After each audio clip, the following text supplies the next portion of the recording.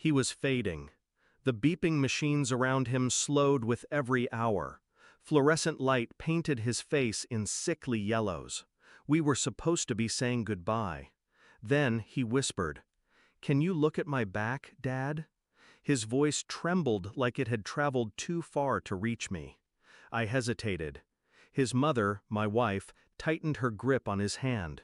She didn't look at me. I pulled the sheet down slowly. He winced, and then I saw it. Bruises, old, new, some purple, some black, some shaped like fingerprints. I froze. My own breath stopped. I traced one gently. He flinched. The room went silent. She still didn't speak. I stepped back, pressed the call button. When the doctor came in, I didn't say a word, just pointed. He looked, then looked again. "This is unbelievable." I didn't look at her face. I already knew what I'd see there. She said it was the nurses, rough handling, fragile bones. The lies came easy to her. They always had. I used to believe her because it was easier than the alternative. Now I couldn't afford ease. She kept insisting, crying, pacing. I stayed silent. At home, I watched her, closely. Every time her phone vibrated, she turned her back. When I spoke, her answers were too smooth, rehearsed.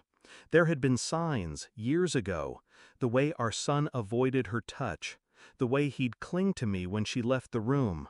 And I ignored it. Because love has a way of making you blind, and fear keeps your eyes closed even when you know better. But now he was dying, and I would not close my eyes again. I went back to the hospital alone the next night. He was asleep, but his nurse wasn't. She looked tired, guarded, but when I asked, really asked, she answered, said he'd had bruises when he was admitted. They logged it, filed it, told his mother. Nothing was done. I asked for the records. Legally, I had the right. She handed them to me quietly, said she was sorry, that she hadn't realized how bad it was. She had. They all had.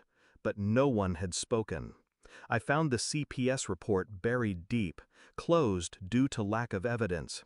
My wife's name was on the contact sheet. Next to it, primary caregiver. My fingers trembled. At home, she was laughing on the phone. I stood in the hallway again, same spot I always did when I was trying to pretend things were fine. This time, I wasn't pretending. I was listening.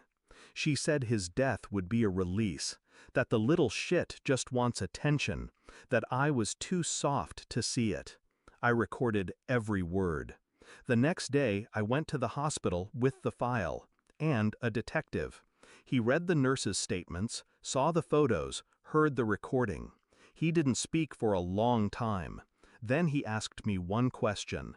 "Do you want her present when we talk to your son?" I said, "No." They arrested her that night. She screamed, cursed, called me a traitor, said it was stress, said she was tired, said he was lying. She even tried to cry. But I didn't look at her. I went straight to my son's bedside. He opened his eyes, weak, afraid.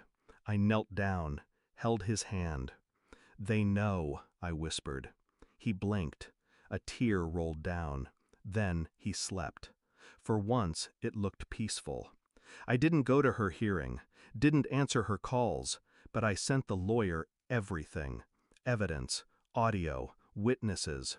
She thought she'd walk away with sympathy, maybe even custody, public pity. But the court saw through her.